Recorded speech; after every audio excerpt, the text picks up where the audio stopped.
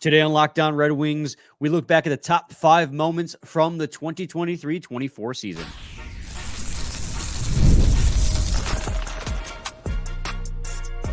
You're Locked On Red Wings, your daily podcast on the Detroit Red Wings, part of the Locked On Podcast Network, your team every day.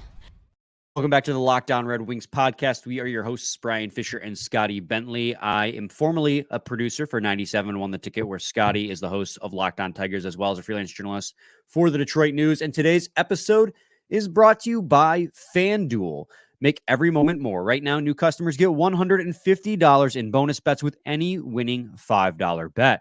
That's $150 with any winning $5 bet. Visit FanDuel.com/LockedOn today to get started. Today, we're going to kind of just, have a fun retrospective episode.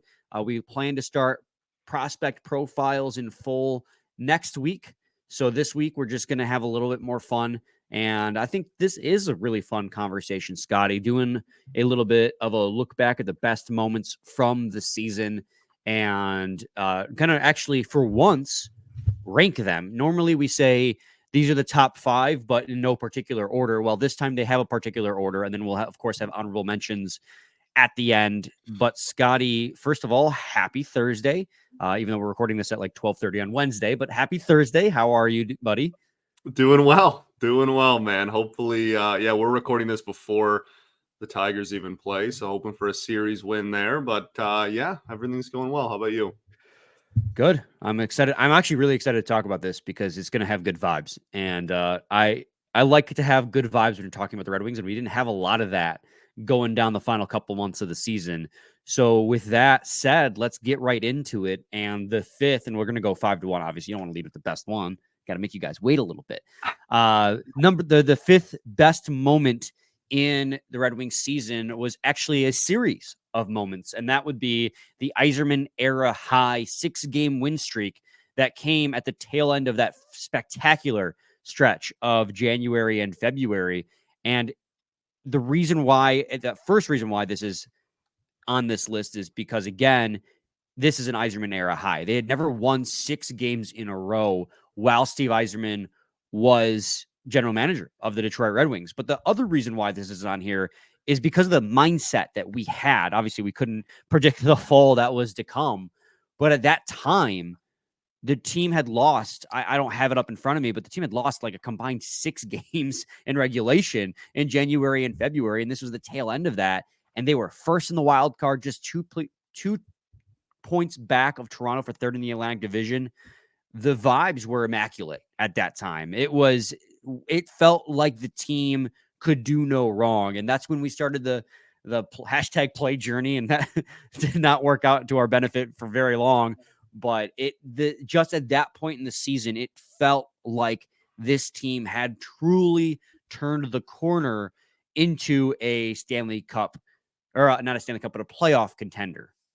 Yeah, for sure. Again, when you just talk about vibes of the entire team this season, I think that, if you were doing that list, that might be number 1, right? When like your opinion of the Detroit Red Wings, I think, was at its highest at, the tail end of that 6-game winning streak. That was, we were having conversations. I remember saying, and maybe this is all my fault then, but I remember saying after the 5th or 6th straight win that, they were really in the driver's seat to make the postseason, and barring a historic collapse, that the rest of the season should go pretty well. And clearly that is quite literally what followed. But, in that moment, that was, again, there might not have been a higher vibe check than during that 6-game win streak in the entire season, even more so than any of the 4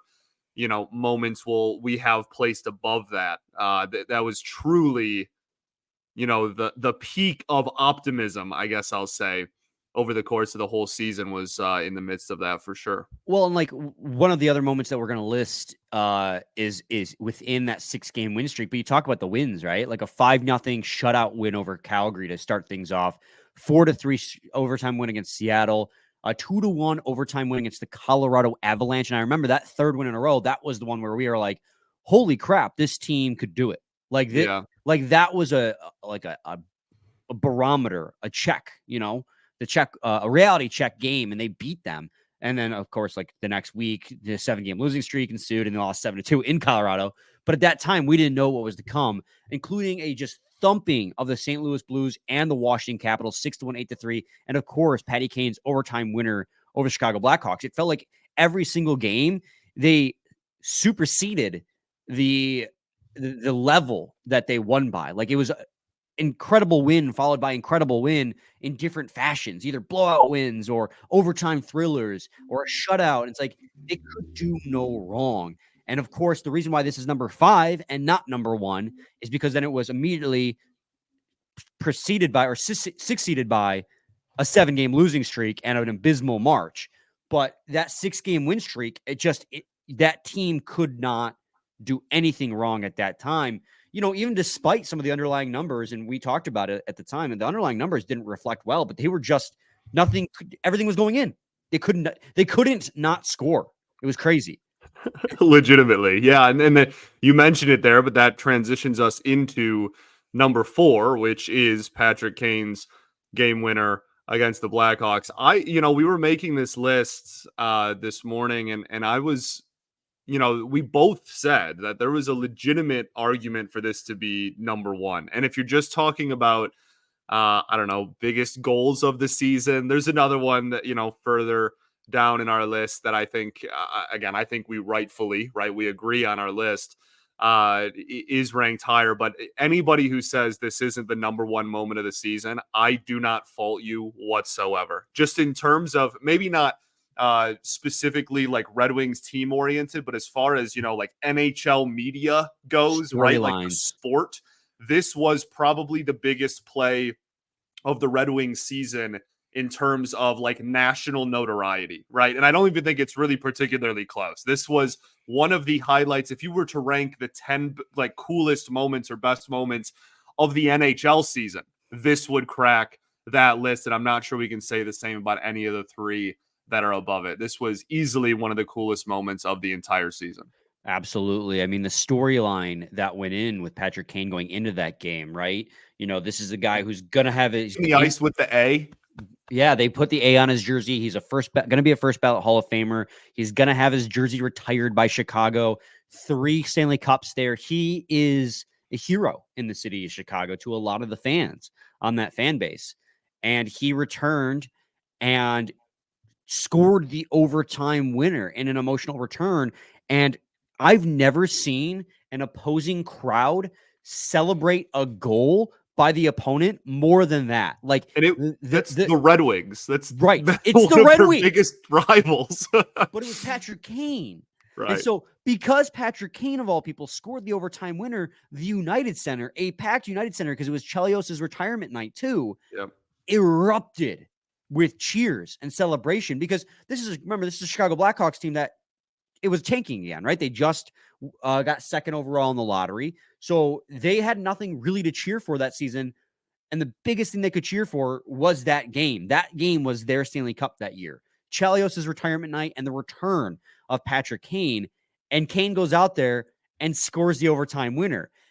The Chicago Blackhawks cheered a Detroit Red Wings goal. The place exploded. Like, what kind of backwards universe thing is that? And it's just like you said, it's the storyline. The individual storyline of that game and of that result is why you could make such a strong argument for it being number 1. But when you look at the events that are going to be following on our list, it's hard to argue that from a Red Wings fan perspective, what comes next, despite the result of the season, wasn't of more value and of more like, I'm trying to think back of how hard I cheered, right? That was my like barometer, is how pumped I was. And the next 3 on our list, I borderline dislocated my shoulder cheering for one of them. Yeah. So, I mean, we'll get to that next in segment 2. You have anything else to say about the Kane thing? That's pretty much it. Like I said, I think it's just the difference of like if you're doing, league wide, that is probably the one Wings moment that is going to be on like a league wide list. But I think there's a difference between, the NHL storyline versus the Wings centric. And so that's why it's at 4 and not higher. But if you're like, this is ridiculous, that's easily 1. I don't fault you at all. It No, is same. obviously one of the coolest moments of the year. All right. We're going to head to a quick break. And when we return, we're going to go with options 3 and 2. So stay tuned to Lockdown Red Wings. Where's my mouse? There it is. Found it. Got to talk to you guys today about Indeed. There is no I in team, but there is one in Indeed. Scotty, don't put the buffs on. And that's the hiring platform you need to build yours. When you're hiring, you need Indeed. They are the hiring platform where you can attract, interview, and hire all in one place. Instead of spending hours on multiple job sites searching for candidates with the right skills, Indeed's a powerful hiring platform that can help you do it all. And with Indeed, they're the only job site where you can pay for applications that meet your must-have requirements. Indeed is an unbelievably powerful hiring platform, delivering 4 times more hires than all other job sites combined, according to Talent Nest 2019. And you can join more than 3 million businesses worldwide that use Indeed to hire great talent fast. So start hiring now with a $75 sponsored job credit to upgrade your job post at Indeed.com/lockedon. Offer is good for only a limited time. So go to Indeed.com/lockedon. Terms and conditions apply. Need to hire? You need Indeed. Indeed, you do. Segment 2, Locked On Red Wings podcast. Scotty and I are going over the top 5 moments from the NHL season, and we're on to number 3 now. And I actually have to look at our list to refresh on which one of these it is because we have 2 from the same player. Number 3 on our list is Lucas Raymond's 4-point night, his hat trick night against the Pittsburgh Penguins, which resulted in an overtime loss, yes, but it was just purely the way that Lucas Raymond put the team on his back in that game to drive the Red Wings to get a very important 1 point in that game. Of course, if they could have gotten 2 to the playoffs, we're not talking about that. It was Lucas Raymond's ability to put the team on his back to keep their season alive, which is going to be a recurring theme that really made the difference in this decision. Yeah, if we obviously had the big conversation earlier in the week and last week about, Raymond and his contract extension and the way that he went above and beyond expectations and et cetera, et cetera. And I think if you were to point to one game or one moment that really articulated that point and articulated the point of, him taking that big step forward and being worth an extension or like proof, I guess, evidence that he did take that monumental step forward. I think this or the one more moment we have higher on our list are pretty much the 2 slam dunk candidates for that. This was absolutely him putting the team on his back and was easily one of the coolest moments of the year. I remember while watching that game, every time he scored, it felt like everybody was like, there's more, like that he was buzzing, right? And after every goal, it was, just wait, like he's really flying right now. I mean, he is going to put the team on his back, and it's one of those rare things where you realize how incredible he is playing while watching. It's not a hindsight thing. During the game, you were like, this is different, right? And he was, I think that's without a doubt one of the coolest moments of the entire season. And remember, this team was down 4-2 and 5-3 at different points in this game. Yeah. Like there were times where the Red Wings clawed back and got a goal back, and then it slipped away. And I remember they scored that short-handed goal in the 3rd period. That was the Jeff Carter goal, the breakaway, remember? And I was like, that's it. Like, that's the dagger. And that, like, against the Penguins of all teams, that's really going to hurt their chances to keep their playoff hopes alive. And then it wasn't just Lucas Raymond, too. Obviously, he had the 4 points and the hat trick. So that's what sticks out. But both DeBrincat and Larkin, and I think even Shane Gostisbehere in this game. No, not Gostisbehere. I'm thinking of a different one. But DeBrincat and Larkin had 3-point nights themselves. Larkin had a goal and a couple assists. DeBrincat had 3 assists. Like, that top line really carried the day of that comeback. I remember Larkin's goal was beautiful. And then Lucas Raymond's final goal was just gorgeous. That little chip pass over to Lucas Raymond streaking down and the move that he made to score that goal. It was, I mean, again, it kind of goes back to our 6-game win streak. That was a game where Lucas Raymond couldn't not score. Everything was going right. There was like the puck was just like it was magnetized towards the back of the net. It was incredible. And we watched like an all-time great performance by a young player. And you really got to see what the ceiling of Lucas Raymond could very well be. Not saying like he's going to do that on a nightly basis, but like that's the type and following the 4 games that followed, right? Or the 3 games that followed, whatever it was. I think it was 3 games after that followed. He continued that trend.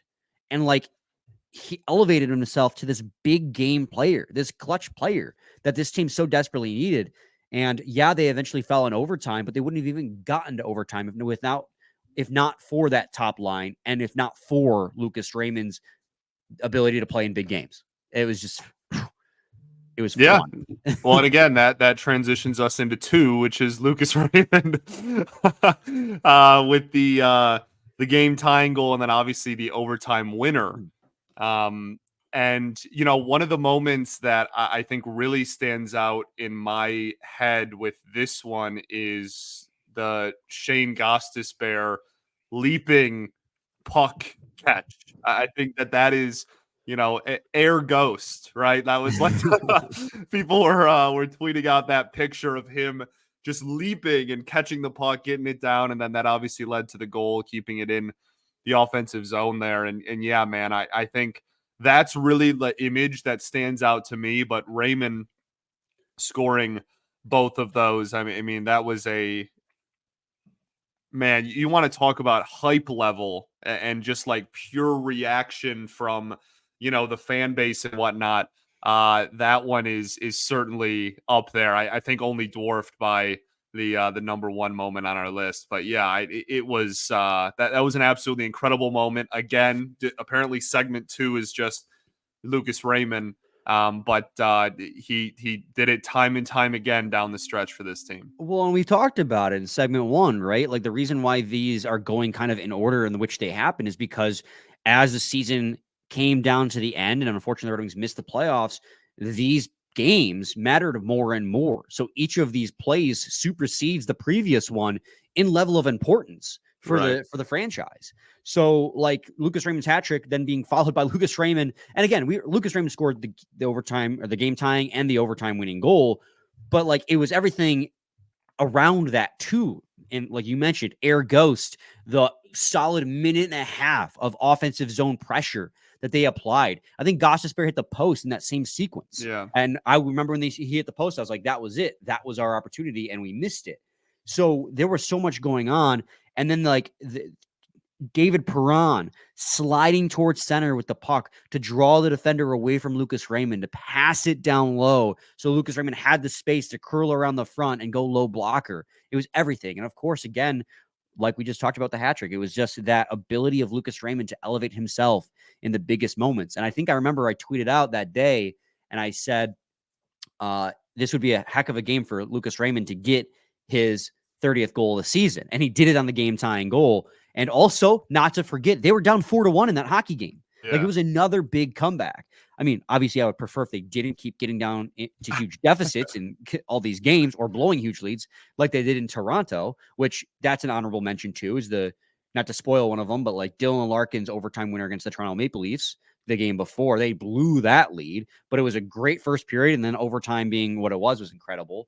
But when it just comes to Lucas Raymond continuing to elevate his performance in big games, it's hard not to list those highly on the list. And again, including the overtime winner, another beautiful feed by the captain, Dylan Larkin. So I think it makes too much sense for them to be 5-4-3-2-1 in that, or 5-4-3-2 in that order. But I think if you guys are smart, you can probably predict what our number 1 moment from the season is going to be before we get to our honorable mentions.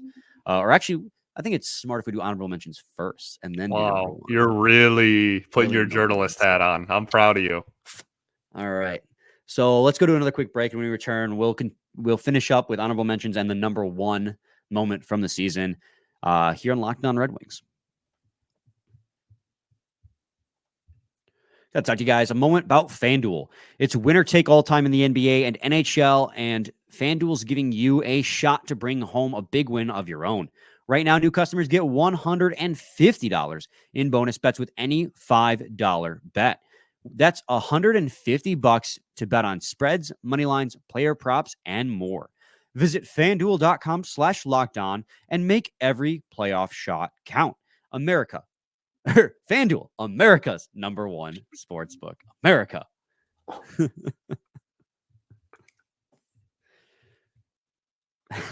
Segment 3, Locked On Red Wings podcast. Scotty, let's get to a couple of our honorable mentions before we get to our #1 moment of the season. I think you led off #2, so I'll do honorable mentions. Alex DeBrincat's hot start. Red Wings started the season 5-1, having dropped the first game of the season. They won 5 straight after that. And holy cow, Alex DeBrincat was on fire. He scored 9 goals in 7 games, including a hat trick against, I believe, the Calgary Flames in that big blowout win early in the season. At that time, like, we were like, holy cow, we got the Chicago Alex DeBrincat, not the Ottawa Alex DeBrincat, because he can do no wrong. And the team as a whole was just, especially special teams, right? Power play was like 30% at the start of the season. Yeah. Every time they got a power play, they scored. I remember the Seattle Kraken game, the infamous one where the player threw their stick to knock the puck off the Detroit Red Wings stick, and it wasn't a penalty, and that resulted in a goal going back the other way. That game, they scored 3 power play goals to come back and tie it in the third period. So that 5-1 start, Alex DeBrincat's hot start, honorable mention for sure. Yeah, no, and that he was just throwing at the net, and they were all going in, man. It was absolutely wild. He had one, is it against the Devils? He had one early in the season in that stretch. I think you're right. I think it was against the Devils. I mean, he literally was just like flicking it at the net, and it just bounced around and found its way in. And I remember everybody's just like, this dude is just gonna, score 40. He was on pace for like 70 a week into the season or something ridiculous. And obviously, what followed is what followed. But in that moment, that was the new acquisition that was supposed to score all the goals, and he started off the season by doing so. So that was a really exciting time. I think you mentioned a little bit before, but just like Larkin's first game back after missing time and scoring the goal in his first game back, I think is just a really, really awesome moment. Really, we could do top 5 Larkin moments of the season really every year if we wanted to. Obviously, we talk about all the time how much he means and matters to this team, but I think that was also one of the cooler moments of the season, was him scoring in his first game back. Well, let's clarify. He scored in his first game back the second time he came back. He missed time twice. But right. Yeah, that was that first game back in February, March. I think it was March. It was March, yeah. Because that one was the injury, yeah. Let me double check here. I have it up. He missed. It was definitely March, because that's when we were losing all the games. So, yeah, it was March. Anyways, I can't find it right now because I'm being put on the spot, but I agree. Correct. It was. So, but that was an honorable mention. And of course, I want to give a shout out to Alex Lyon as well. He had a 10-game stretch in January where he had a 940 save percentage. It was absolutely insane. Well, now I know why I couldn't find it. I was on Alex Lyon's hockey reference page, not Dylan Larkin's. But he had a 10-game stretch where he had a 929 save percentage. He went 7-2-1 in January. And I know at the end of February, save percentage in that from January to February was only 909. But from January the 4th to January the 27th, he was unbeatable. He was incredible behind between the pipes for the Detroit Red Wings, and a lot of the Red Wings' success where, yes, they were scoring a lot of goals, but on the back end, we knew that defense wasn't particularly good, and he was kind of carrying the workload for the team and making incredible save after incredible save. And, we know that Alex Lyon from last season with the Florida Panthers, right? He had a 15-game stretch there where he was unbeatable. Well, he replicated that with the Detroit Red Wings. And I know for 2 months straight, he was consistently good, but it was really that 10-game stretch in January where he was just a brick wall. 929 save percentage in 10 games. Incredible stuff by him. Yeah. And that was a really, vital point in the year. Obviously was part of the reason why they were in the playoff hunt and in the playoff picture straight up for a while there. And we were, talking about how the goalie situation was super bleak, right? We were like, oh my goodness, this, Husso hurt, Reimer, I don't think we trust like day in and day out. Like this is really not good. And then Alex Lyon, that was like the birth of the lore surrounding, how good Alex Lyon was this year, was that stretch. It's absolutely one of the key moments of the year for sure. Yeah, and then in February, right? Like I talked about that 10-game stretch in January. Well, he was in net for 4 of the 6 games on the win streak. Yeah, he was doing back-to-backs. They were just throwing him out there every night, which like they should have. Mhm. Yeah, he was incredible. And so he played 4 of the 6 games during the 6-game win streak, and he had a .931 save percentage in that span as well. So again, just emphasizing how important Alex Lyon's performance was to the win streak and the successful months that the team had. Scotty, I think that does it for honorable mentions. If we missed any, feel free to let us know. I'm sure there is an overtime gritty by Jake Wallman that's in there as well. How about playoff or overtime Benny? Is that what he called himself? OT Benny, yeah. How about that moment? Ben Sturrat's OT winner. I think that was like 2 games before Kane's, like one in Chicago. I was like right around all in the same stretch. So they scored a lot of overtime winners in that stretch. Yeah. True. Who was it? Now I'm drawing a blank. He didn't score that overtime winner against Colorado, did he? Oh, it was Patrick Kane. Scored the overtime winner against Colorado. I forgot about that. Another overtime winner by Patrick Kane to add to the list. Yeah, that was a thing. There's so many OT winners this season.